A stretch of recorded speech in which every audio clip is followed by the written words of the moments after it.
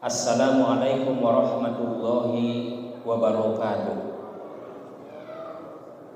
Innal hamdalillah nahmaduhu wa nasta'inu wa nastaghfiruh wa na'udzu billahi min shururi anfusina wa sayyiati a'malina. May yahdihillahu fala mudilla lahu wa may yudlilhu fala hadiya lahu. Asyhadu an la ilaha illallah wahdahu la syarika lah wa asyhadu anna Muhammadan abduhu wa rasuluhu sallallahu alaihi wasallam. Raditu billahi rabban wa bil islami dinan bi Muhammadin nabiyyan wa rasula. Rabbi zidni ilman wa rzuqni fahman wa anal haqqa haqqa wa rzuqna ittiba'ah wa arinal batila batila wa rzuqna jatinabah. Mengambil tema yang saat ini sesuai silabus yang kita susun, yaitu berhubungan dengan akad. Bahasa Indonesianya tulisannya akad, kalau bahasa Arabnya yaitu al-aqdu atau disebut akad. Lafal akad berasal dari lafal Arab namanya al-aqdu. Sebagaimana penjelasan dari satu buku fikih muamalah, judulnya karya Profesor Dr. Nasrun Harun MA, bahwasanya akad itu katanya adalah sebagai pertalian ijab, yaitu pernyataan melakukan ikatan dan qabul pernyataan menerima ikatan sesuai dengan kehendak syariat yang berpengaruh pada objek perikatannya. Bahasanya kalau sering kita sebut akad nikah. Jadi akad itu secara bahasa artinya perjanjian atau ucapan seseorang kepada orang lain yang menyatakan di situ adalah perikatan. Contoh, angkah tuka ya Ahmad Nizam bintu Haruddin, angkah tuka wa zawajtuka fulanan binti fulanah biqalbi nikahaha. Hai Nizam bintu Haruddin, anak kandungku Yanti Murni, aku nikahkan kepadamu dengan mas kawin emas 3 suku tunai. Itu namanya ijab. Jadi pernyataan seorang wali kepada calon suami yang akan menjadi suami dari putrinya yang bernama Yanti dengan mas kawin emas. Kita sering 2 suku emas, bukan 2 suku emas. Emasnya dulu baru disebutkan keterangan berapa emasnya itu. Jadi emas 2 suku, bukan 2 suku emas. Kambing 2 ekor, bukan 2 ekor kambing. Nah, ini adalah surat edaran semacam buku pedoman buku nikah dari yang disusun oleh Irjen Penyelenggara Haji dan Umroh di dalam Pembinaan Syariah Kementerian Agama Republik Indonesia. Jadi kalau ada penghulu memberikan ijab kabul yang seperti itu salah. Karena di waktu saya dulu sama Pak Robin juga pernah jadi sekda Palembang, saya di penyelenggara syariah Kemenang Kota Palembang. Di waktu itu penyelenggaraan syariah kita sudah melakukan sosialisasi tentang pelaksanaan prosesi akad nikah di Kota Palembang agar satu. Jadi nikah di Alang-Alang Lebar, nikah di IT 1, kemudian di Ilir Barat 2 mungkin itu sama seluruhnya ijabnya berdasarkan buku nikah tersebut. Nah, ini namanya akad. Tapi bahasan kita umum nanti ini adalah baru dalam bentuk muamalah secara umum.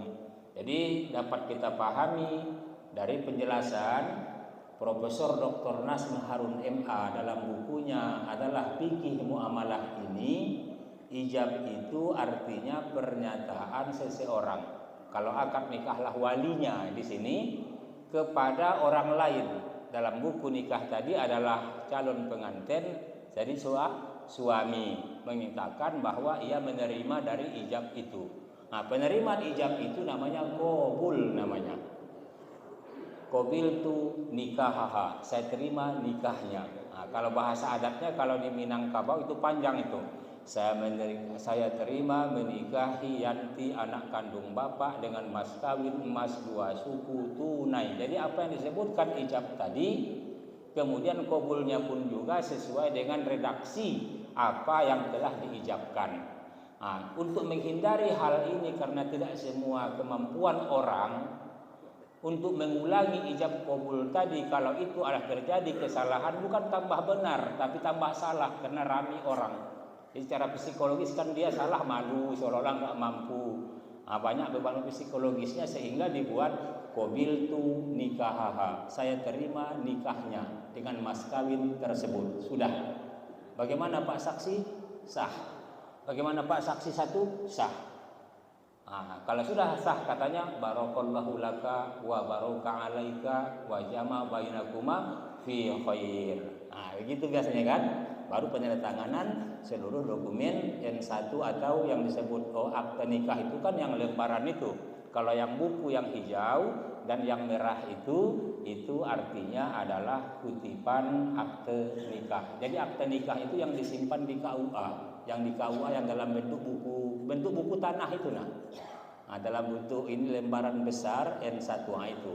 Kalau yang untuk istri dalam bentuk kartu atau dalam bentuk buku itu kutipan akte nikah. Nah, kalau akte nikah aslinya model N1 itu pasti di kantor Kementerian Agama, di KUA kecamatan di mana akad itu dilangsungkan. Baik Bapak Ibu yang selalu dimuliakan Allah, itu kita contohkan tadi dengan ijab dan qabul. Itulah pengertian akad. Kemudian selanjutnya adalah pengertian suatu perkataan perjanjian yang ditandai adanya pernyataan melakukan ikatan ijab dan pernyataan menerima ikatan itulah qabul sesuai dengan syariat Islamiyah yang mempengaruhi objek yang diperkirakan oleh pelaku perkataan. Ini kepanjang nian penjelasannya. Pokoknya qabul itu adalah penerimaan dari ijab itu. Saya terima atau saya jual kepadamu kambing 1 ekor dengan harga 5 juta. Ya, saya terima dan saya beli kambing Bapak dengan harga 5 juta. Sudah, itu harus itu Pak. Kita sering tidak ada ijab. Pak, tolong Pak antar Pak. Kemana? Ke Pemda. Tidak ditanya dulu berapa harganya. Nah, nanti baru ribut. Nah, dikasih 5.000 Pak. Tidak ada aku ngomong tadi Pak, ini jam berapa nih Pak? 40.000 Pak. Hah? Salah Bapak nggak ijab dulu.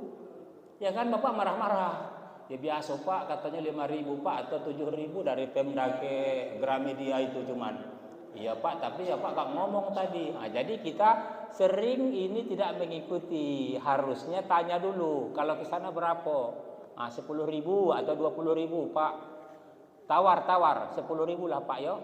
10.000. Sama kan orang Sumatera Barat biasanya kalau jualan, ah itu barang dah. Ah 100.000 dia. Ah 100.000, 50.000 yo. Wah, itu tak saya telingonyo. Berarti rugi dia kan? Ah, tambahilah 50. Ah, tambahi 3. Jadi bagi 2 tambah 3. Ah, 53 yo. Ah, jadi. Ah, oke. Okay. Ah, berarti cukup itu ijab kok kabul. Jadi berapa ini Pak? Kata dia, ini harganya 100.000 rupiah. Nah, kita di situ ada namanya tawar menawar. Tawar menawar dalam fikih muamalah itu dibolehkan. Namanya khiyar. Apa Pak namanya? Khiyar itu jadi atau tidak tawar menawar ini? Di dalam Islam boleh. Tapi kalau ada harga yang sudah dibeli tidak boleh dikembalikan. Nah, itu berarti bukan muamalah. Nah, itu namanya ekonomi bukan berdasarkan muamalah karena itu sifatnya tawar menawar. Nah, boleh. Apakah ada namanya itu adalah tawar menawar itu sifatnya khiyar majelis, masih dalam satu majelis jadi atau tidak? Nah, kalau seandainya ada lagi, ya Pak, tapi kalau ada yang rusak nanti saya balikan Pak ya, ganti. Nah, iya, berarti itulah khiyar aibi. Tidak tahu kita itu ada yang rusak. Sampai ke rumah, contoh beli lampu. Belum dicoba di tokonya, sampai di rumah, lampu yang dipasang itu rusak. Dibalikkan lagi, ganti yang baru. Nah, itu boleh itu dalam Islam. Jadi kalimatnya kalau barang yang sudah dibeli tidak boleh dikembalikan. Nah, itu pasti bukan akad syariah namanya. Itu ya. Baik. Nah, apa rukunnya? Nah, rukun itu sesuatu hal yang harus ada di dalam pelaksanaan akad itu. Kalau tidak ada rukun itu maka akad itu tidak sah. Coba Bapak perhatikan rukun. Contoh tadi rukun sholat dalam sholat maghrib, takbiratul ihram, Allahu Akbar. Orang nggak takbiratul ihram tidak ada sholat, karena takbiratul ihram itu adalah rukun sholat. Membaca Fatihah, tidak baca Fatihah tidak ada sholat bagi yang tidak baca Fatihah. Hanya saja diatur nanti dalam hadis lain kalau imaman ada yang mengatakan bahwa Imam Syafi'i maka dibaca, hukumnya harus baik dia jemaah maupun dia sendirian baca Fatihah itu tetap menjadi rukun sholat. Tapi Imam Hanafi bacaan imam adalah bacaan makmum sepanjang makmum mengikuti imam, tidak mendahului imam atau tidak terlalu terlambat dari imam. Batasnya adalah ruku. Ketika dia dapat ruku maka dia dianggap 1 rakaat. Kalau tidak dapat lagi 1 ruku maka dia nambah 1 rakaat lagi. Sesuai dengannya rakaat. Ruku berarti 1 rakaat adalah 1 kali ruku. Rukun yang pertama di sini penjelasan masih dari buku Nasrun Harun, fikih muamalah tersebut. Nanti bisa Pak, Bapak lihat nanti cari fikih muamalah di situ nanti ada aslinya. Pernyataan untuk mengikatkan diri sigot atau akad. Nah, jadi tadi Pak Wali Bapak siapa? Wali tadi ya Ahmad Nizam. Ahmad Nizam ini banyak Pak. Ahmad Nizam yang mana? Bin Toharuddin, berarti anak Toharuddin. Nizam yang Toharuddin itu bukan si Hasan. Hasan juga Ahmad Nizam. Nah, ini masalah penyebutannya. Maka disebut binnya. Nah, aku nikahkan engkau dengan anak kandungku. Nah, anak kandungku. Banyak anak kandung bapak ini 3 perempuan. 3 perempuan. Anak kandung bapak yang mana ini? Ada Susi, ada Dewi, ada Yanti. Nah, si Yanti. Nah, itu jelas kan? Berapa mas kawinnya tadi? Emas. Nah, emas itu berapa nilainya? Emas itu 3 suku banyaknya. Kambing atau uang 5 juta. Atau kira-kira ada pernah surah Yasin, membaca surah Yasin 1000 kali. Pernah itu Pak di Batu Rajo dulu. Dengan mas kawin katanya membaca Yasin 1000 kali. Oh bingung Pak aku Pak katanya. Nah ini susah itu. 1000 kali di mana dibaca? 1000 kali Pak Reza. 1000 kali Pak Reza. Susah kan? Nah, alasan dia mah itu. Saya perlu penjelasannya Batu Rajo Barat Pak di Layo. Nah, saya di Kabupaten Batu Raja Barat dulu Pak. Kan Rasulullah nanyakan begini, jangan penatik sangat tapi nggak ada dasar. Jadi penatik boleh tapi harus ada dasarnya. Katanya kan Rasulullah seperti itu ditanyakan. Itu surah apa yang kamu dapat dari Al-Quran? Surah Al-Fatihah. Udah ajarkanlah Fatihah ini kepada si Anu. Itulah yang menjadi menjadi mas kawin atau mahar. Tapi kan ditanya, saya mau nikah ya Rasulullah. Ya, nikah. Dengan siapa? Gadis atau janda?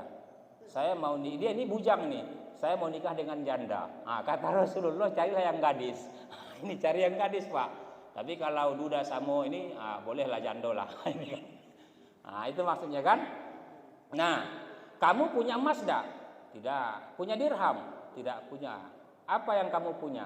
Saya paling miskin di daerah ini ya Rasulullah. Surah apa yang kamu dapat dari Al-Quran? Fatihah dapat enggak? Oh ada, bisa. Nah, ajarkanlah Fatihah ini kepada itu. Mungkin dia ngambil pemikiran seperti itu.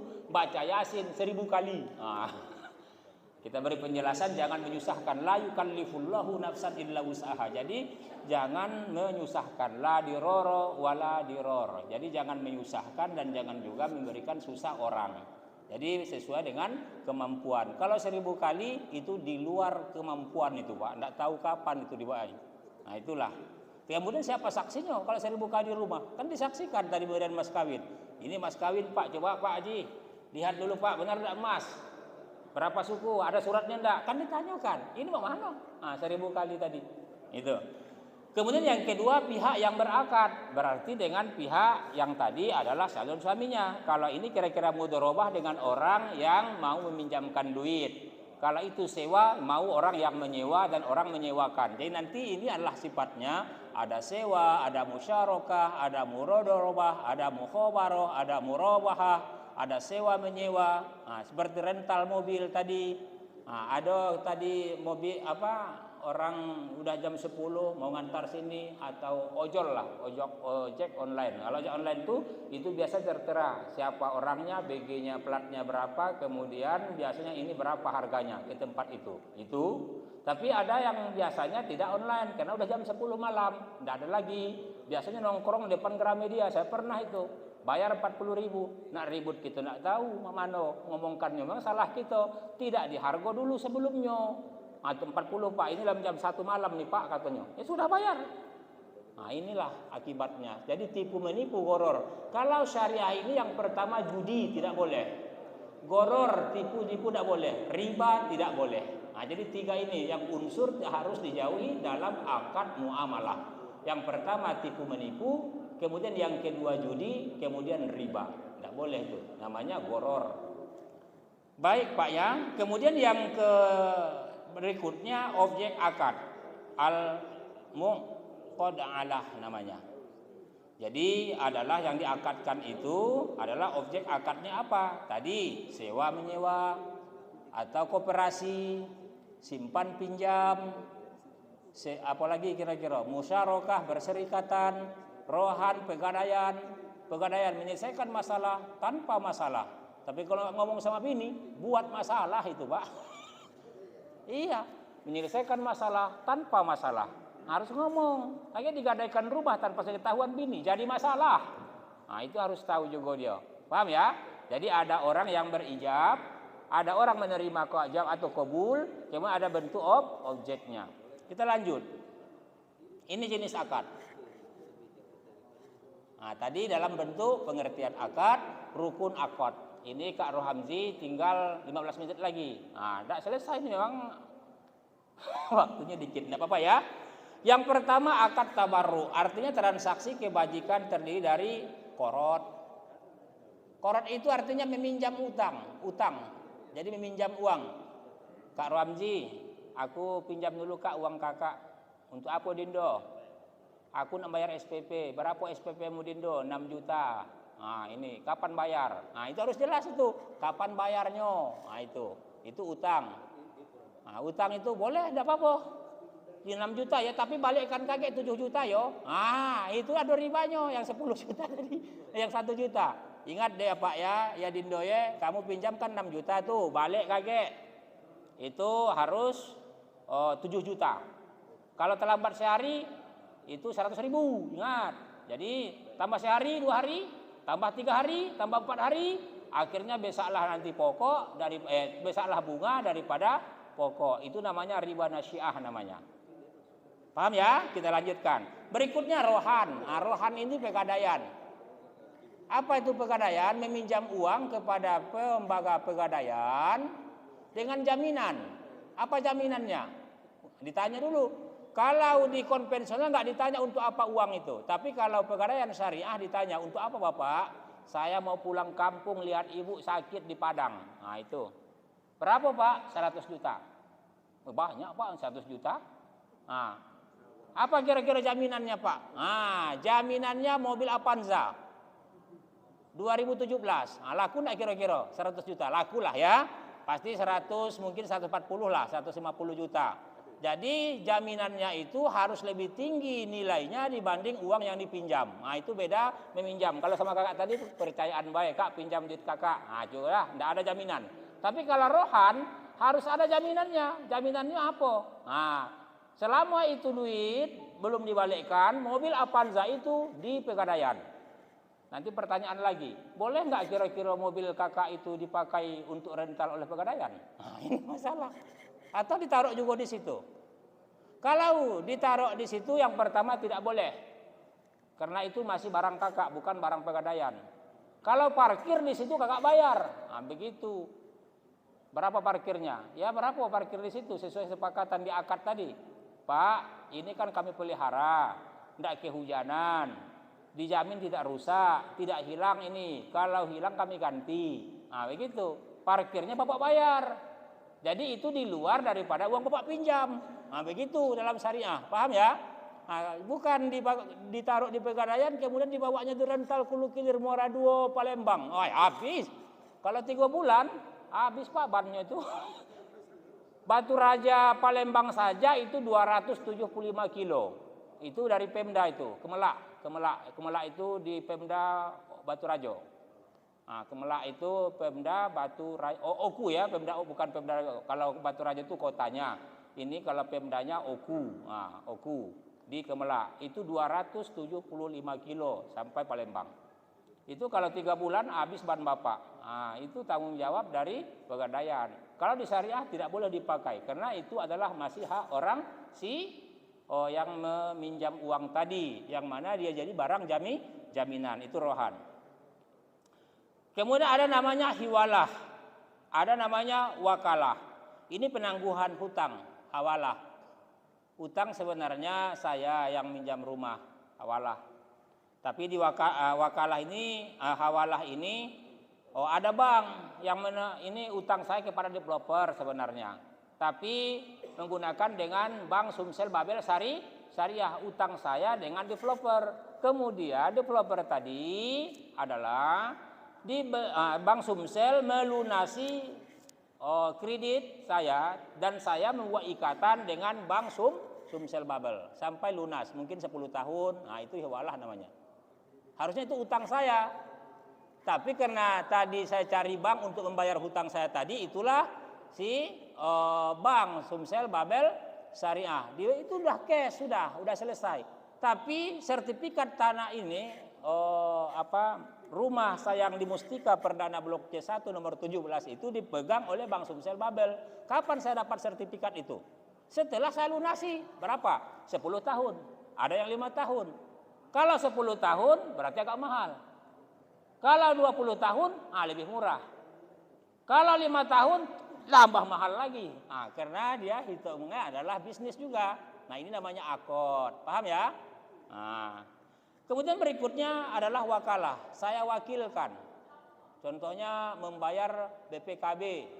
Saya ada kegiatan mungkin dinas luar ke Muara Enim. Sementara ini 1-2 hari lagi jatuh tempo, habis mati pajak. Saya berikan wakil, Kak minta tolong dengan surat kuasa kepada kakak ini untuk membayarkan sepeda motor saya di Samsat bersama Jalan Ripai. Nah, saya menguasakan kepada Kak Rohamzi beralamat di sini, agama ini, untuk membayarkan STNK atau apapun bentuknya. Nah, itu dengan nilai sekian, dengan plat mobil sekian. Nah, disebutkan semua. Sudah itu wadiah. Nah, wadiah ini titipan. Tidak ada imbalan memaksud di situ bunga. Pokoknya saya titipkan. Ini uang 50 juta saya titipkan kepada kakak. Nah, itu wadiah namanya. Nah, sekarang permasalahannya haji. Ini Kemenak Kota Palembang. Bapak mau haji. Dengan membayar untuk waiting listnya daftar tunggu itu bayar 25 juta rupiah. Nah, pemberangkatannya tunggu estimasinya perkiraan adalah berangkat kakak nanti 13 tahun ke depan. Berarti 2022 ditambah 13 tahun. Berarti 2035 kakak baru berangkat. Dah, dengan uang berapa? 25 juta rupiah. Nah, kemudian berikutnya adalah kapan pelunasannya? Karena tiap tahun itu kan ongkos naik haji itu beda-beda sesuai dengan kurs rupiah. Keputusan Dewan Perwakilan Rakyat DPR RI nanti disampaikan oleh pemerintah melalui presiden. Nah, itulah ongkos naik iuran haji namanya ONH. Nah, itu apa ketitipan atau bukan? Nah, ini permasalahan. Kenapa? Karena bunganya itu nanti ada sukuk namanya atau surat berharga syariah. Nanti lanjutannya lagi boleh nggak dibangunkan untuk jalan? Itu titipan orang, bukan punya kita. Kalau punya dia lajulah titiin. Tidak apa-apa nak bapak apokan, itu hak bapak. Sekarang uang aku titipkan dengan kakak. Kakak ambil manfaat di situ. Nah, ini masalah saat ini. Nah, pernah dibawa itu di Indonesia Lawyers Club. Nah, ya, di LC waktu Pak Karni Ilyas, masih di waktu TV One. Ribut juga tentang itu. Yang tidak cocok itu dengan akad syariah itu adalah Bapak Ihsan Nursi. Nah, nggak setuju dia tuh. Woi, panas-panas. Kebetulan orang Palembang itu yang dirjen hajinya itu, PLT dirjen haji, bapak itu orang pagar alam nggak salah, atau orang Muara Enim ya, bapak itu, bapak siapa namanya itu, di ILC ya. Nah, tentang masalah dibisniskan tentang masalah ONH jemaah yang akan berangkat. Nah itu Bapak kan ada pernah ya. Nah itu kajian ya. Sudah itu adalah kafalah. Sudah itu wakaf. Wakaf itu artinya berhenti memiliki sebidang tanah seluas 2 hektar diperuntukkan untuk pembangunan pesantren dan masjid muhajirin, diperuntukkan untuk kemaslahatan, kemudian dikelola oleh nazir. Nah, nazir ini artinya mengurusi tanah wakaf. Di suratnya kemudian dibuat akta ikrar wakaf ke KUA, kemudian nanti KUA membuatkan surat akta ikrar wakaf, ditentukan siapa nazirnya, ketuanya siapa, sekretaris, anggota. Kemudian surat tanahnya mungkin sertifikat hak milik, atau mungkin SKT, surat keterangan tanah, itu biasa dari camat, atau mungkin notaris. Jadi kalau SKT, notaris, kemudian akta ikrar wakaf itu selevel dia. Nah, kalau sudah untuk mendaftarkannya menjadi sertifikat harus dibawa BPN. Nah, BPN itu Badan Pertanahan Nasional. Itu di Ripai di sana ya, Pak ya. Nah, dekat Samsat agak ke sini lagi. Nah, itu Pak. Kalau yang di sini itu provinsi itu, Pak. Nah, itu tidak ngelola itu. Kalau yang Samsat yang besar itu, yang di depan PS itu bukan. Tapi yang untuk Palembang adalah di BPN Kota Palembang. Nah, itu ya. Nanti kita ini. Kemudian berikutnya itu adalah akad tabarruk. Akad tabarruk, kemudian ada akad tijaroh. Yang tabarruk tadi tidak ada untungan, tidak mengharapkan keuntungan. Tapi kalau sifatnya akad tijaroh ini artinya bisnis atau perdagangan. Seperti tadi kan wakaf, kemudian wakalah, sudah itu ada ujroh. Nah, itu hanya sifatnya adalah tidak mendapatkan suatu keuntungan. Nah, itu. Tapi kalau dalam bentuk akad mengambilkan keuntungan dari situ disebut namanya tijaroh. Tijaroh ini perdagangan. Nah, gitu. Contoh, saya tidak punya modal, tapi ingin membuat toko. Saya tamatan ekonomi Unsri, S3 kira-kira Unsri. Nah, saya bisa untuk jual beli itu bisa, tapi nggak ada modal. Nah, modal ini nanti diambil atau diusulkan kerjasama dengan Bank Sumsel Babel.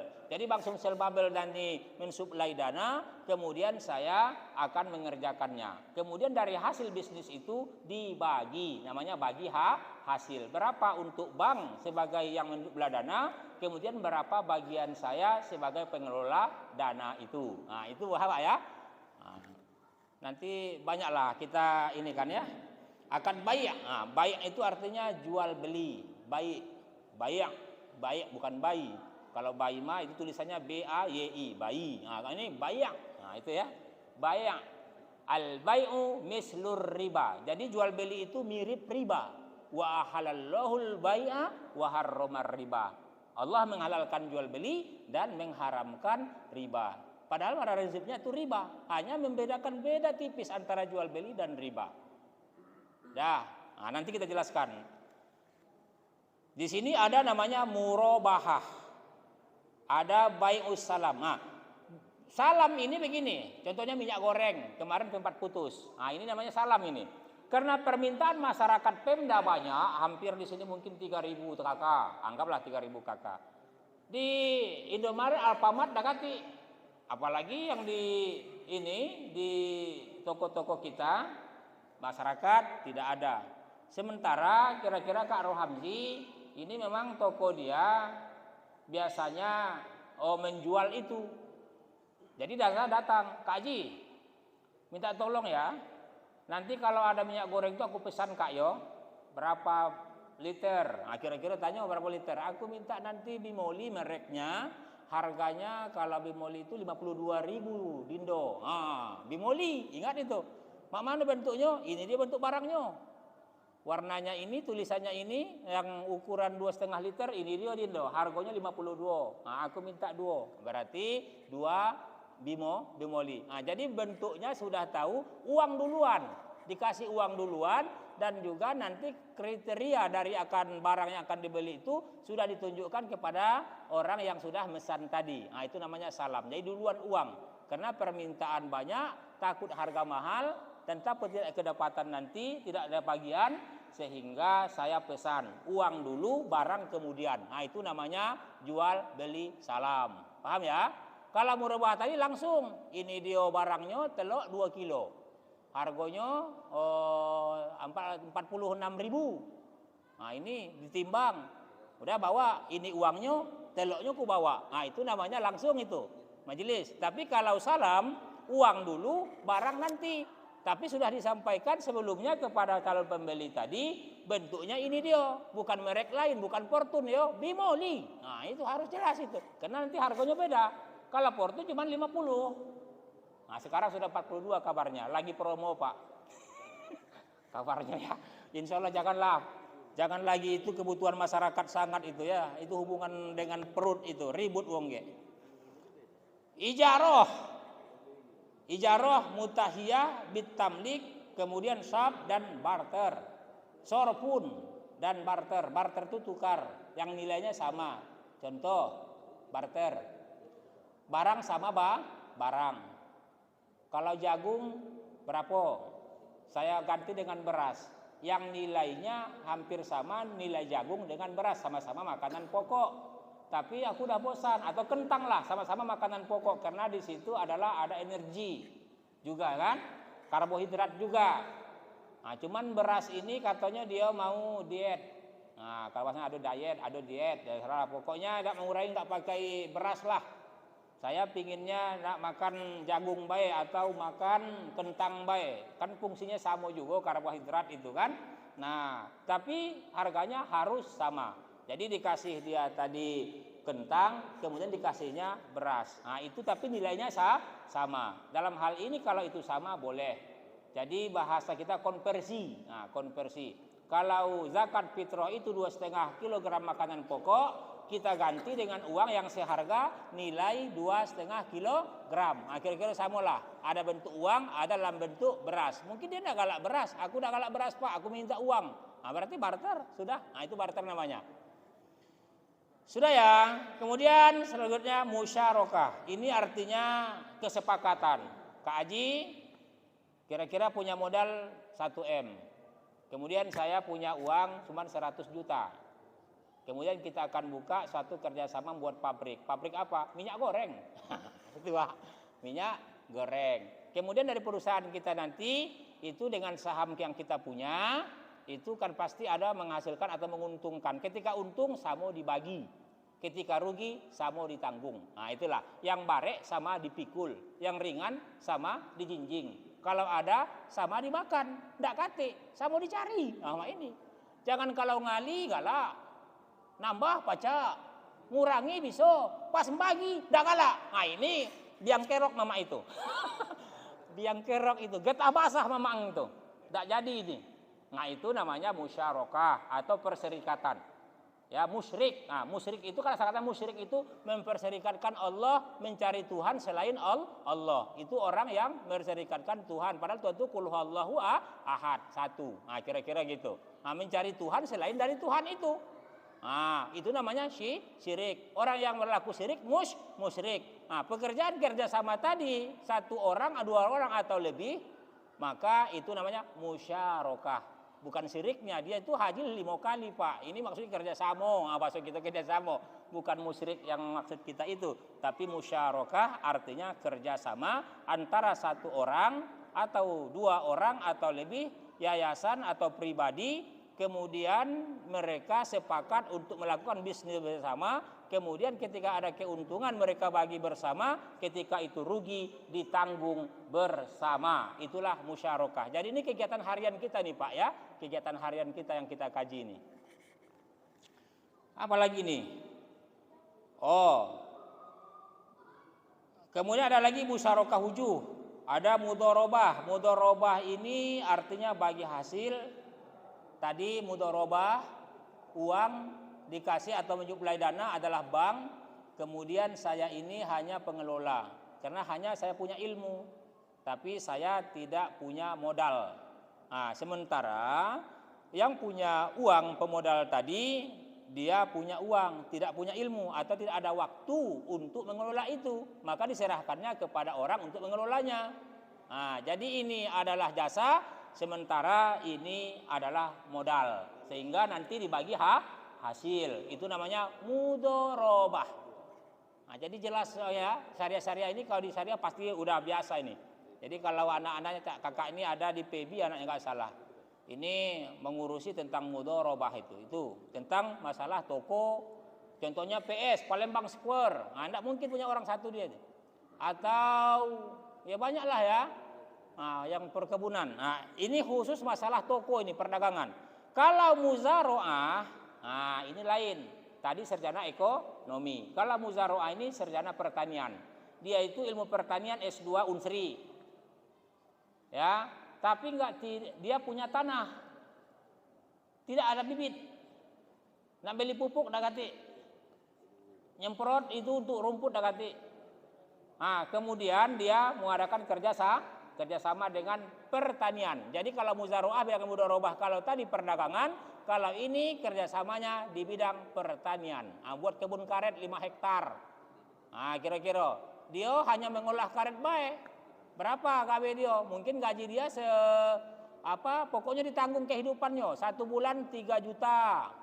Dibuatkan pondoknya di sana. Kalau butuh pupuk dibelikan yang punya kebun. Berarti dia pekerja. Nah, berapa di bagian dia? Gitu Kak ya? Itu mudharabah. Habis ini. Nah, 2 menit lagi. Kan tadi saya lihat 19 lewat 16. Ya nanti kita sambung lagi nih.